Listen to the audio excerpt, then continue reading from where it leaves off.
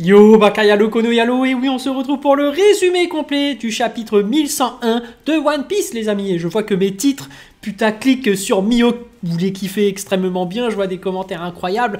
Donc les amis, on va continuer cette vibe sur Mihawk, hein. Nous savons que c'est le meilleur épéiste de tous les temps, qu'il est vraiment l'homme qui va vraiment sauver le monde. C'est le héros principal d'ailleurs du manga. J'ai appris d'ailleurs qu'Oda va changer le titre de son manga, ce ne sera plus One Piece mais Mihawk.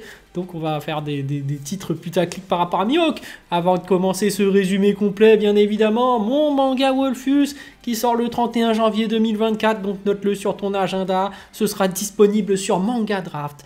Donc ce sera gratuit et légal. Donc Wolfus, 31 janvier 2024. Évidemment, je vais le rappeler à chaque vidéo. Ceux qui posent la question en commentaire, oui, je le répète. Mais l'agent secret des États-Unis d'Amérique du Nord est là, comme d'habitude, derrière Oda. Là, il nous a tout vu, tout le chapitre. Donc, on a déjà le résumé complet. Donc, les amis, il nous parle tout le temps de Mihawk. Donc, on va le mettre directement en titre. Donc, les amis, c'est parti. On va lire et découvrir en même temps ce résumé complet. Les amis, let's go. Comme d'habitude, c'est sur Bleach MX. Le lien est en description.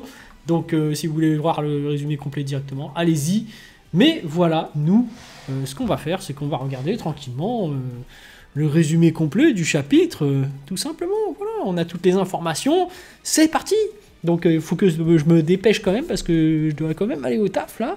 Donc, vite, vite, vite, c'est le matin, faut tourner. Donc, résumé du chapitre Scan One Piece 1101, Cher Bonnet. Donc, page couleur, ça y est, on sait ce qu'il y a dedans. Vegapunk avec ses cyclones et Vegapunk 01.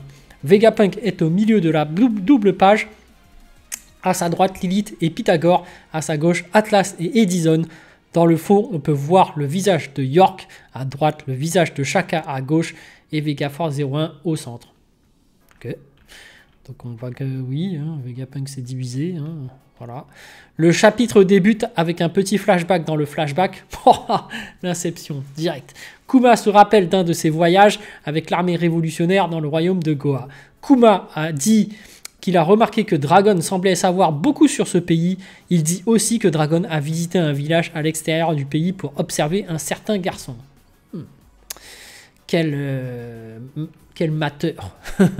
Dragon qui dit « Continue à parler si tu veux mourir ». Kuma qui dit « Pourquoi ?» Dragon qui dit « Un enfant est la faiblesse des parents ». Kuma dit qu'il comprend et qu'il ne va plus s'immiscer dans ça. Oui, c'est vrai, c'est vrai. C'est la faiblesse, mais aussi la plus grande force. Hein, c'est ça qui te fait pousser des ailes et qui te fait dépasser tes limites. On repasse au flashback normal, où le précédent chapitre s'était arrêté. Kuma entre au Mont Corvo. Oh, si tu le prends dans un certain sens... c'est bizarre, hein, Kuma entre au Mont Corvo. Non, ce n'est pas le youtubeur, heureusement. Et observe Luffy, il a 16 ans. Luffy s'entraîne en secret à l'attaque Gomu Gomu no Ono. Donc Gom Gom hache de guerre. La même attaque qu'il a utilisée pour vaincre Arlong. C'est vraiment quand il était petit, ça. Hein. Soudain, Kuma reçoit un appel du gouvernement mondial. Luffy entend le son et sent une présence glaçante pas loin. Mais quand il regarde Kuma, elle est déjà partie. Luffy qui dit « Il doit y avoir un animal vraiment fort dans cette forêt que je n'ai pas encore battu. » Kuma, il s'entraîne à taper les gens des animaux dans les forêts, mais Luffy, un peu de respect pour les animaux. Enfin, Kuma quitte l'île de l'Aube pour remplir la mission du gouvernement mondial. On peut voir Kuma aider un navire marchand qui avait été attaqué par des pirates. Il les fait se rendre. Durant tout le chapitre, on a la narration des lettres de Kuma à Bonnet. Les lettres parlent de à quel point Kuma aimait Bonnet. Il dit aussi qu'il a vu tellement d'îles magnifiques et incroyables où ils pourront visiter ensemble dans le futur. Ah, c'est touchant, un père avec sa fille. Cependant, on passe au royaume Sorbet. On voit que toutes les lettres de Kuma ont été interceptées et détruites par Alpha, le bâtard.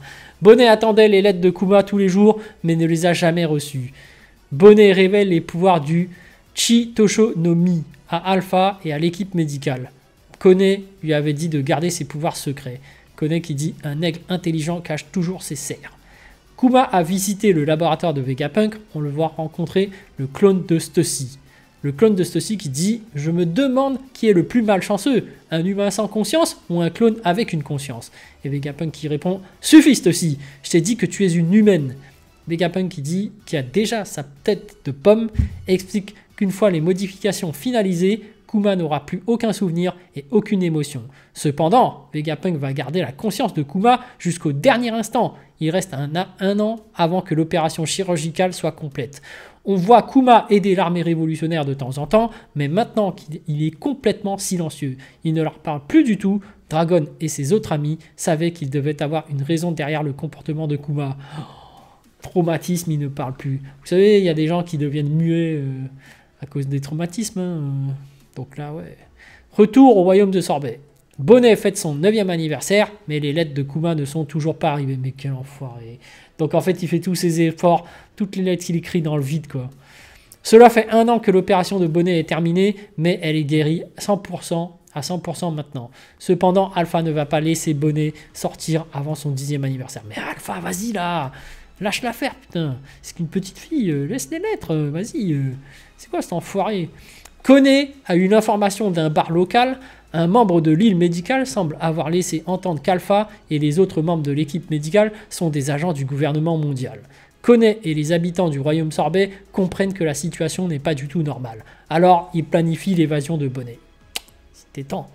Les hommes poissons les plus puissants du royaume, Gyogyo, Totsu et Potato, vont prendre la mer avec Bonnet et l'aider à trouver Kuma.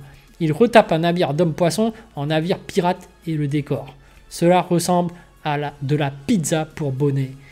Koné et Bonnet échangent leurs vêtements et Bonnet met les pieds dehors pour la première fois.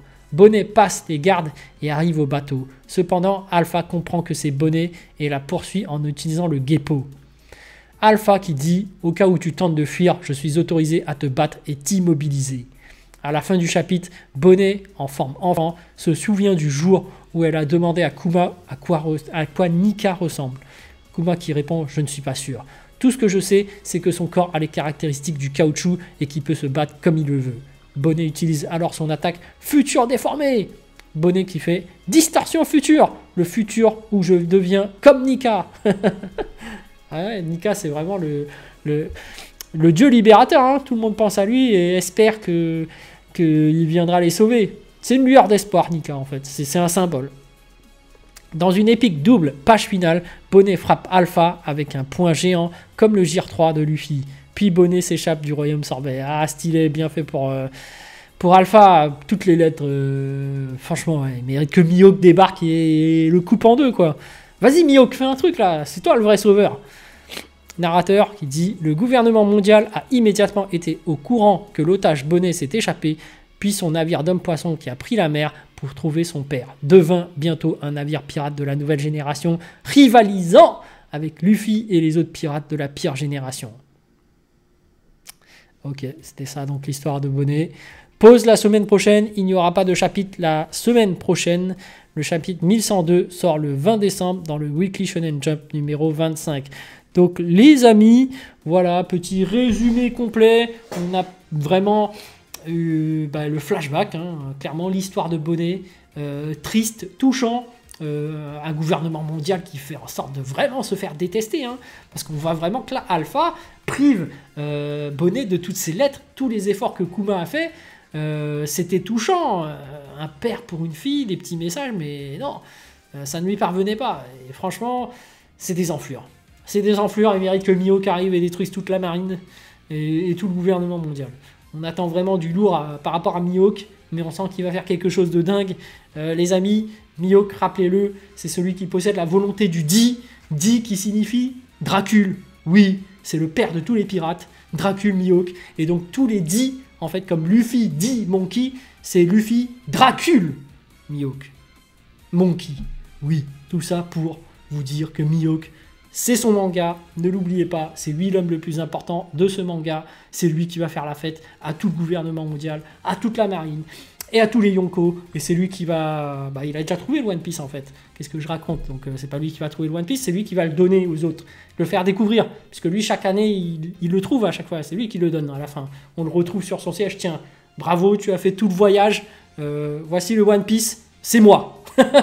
Oui, le One Piece c'est Mihawk, c'est tout, voilà. Non, je rigole, hein, évidemment. Allez, sur ce, je vous dis donc à plus dans le bus, ou plutôt à plus tard dans le car, ou plutôt à bientôt dans le bateau, faut que je me dépêche d'aller au taf. Allez, ciao.